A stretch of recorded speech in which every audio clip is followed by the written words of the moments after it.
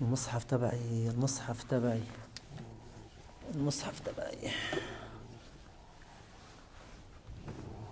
المصحف تبعي. أنا طول عمري بخليه هو المصحف. مين أخذه يا أخي؟ مين أخذه؟ مصحف.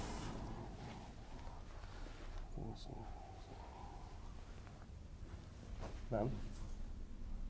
شو؟ محتاج حاجة؟ موبايل؟ يا أخي لا موبايل ولا فلوس يا أخي، يا أخي. إيه يعني مش فاهم. المصحف هذا، المصحف أنا بقرأ فيه، أنا طول عمري أنا بالمسجد هون بقرأ بهذا المصحف. تيجي تقرأ معي يعني؟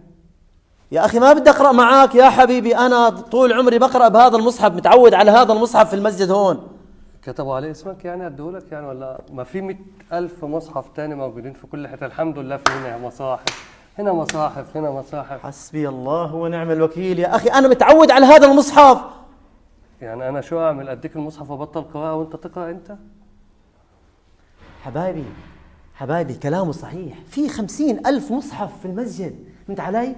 لو أنت حاطط علامة يعني في بيتك مصحفك الخاص، أما في المسجد الناس كلها تقرأ، ما في لك مصحف مخصص. يعني معقول تقطع عنه القراءة وتأخذ من إيده المصحف؟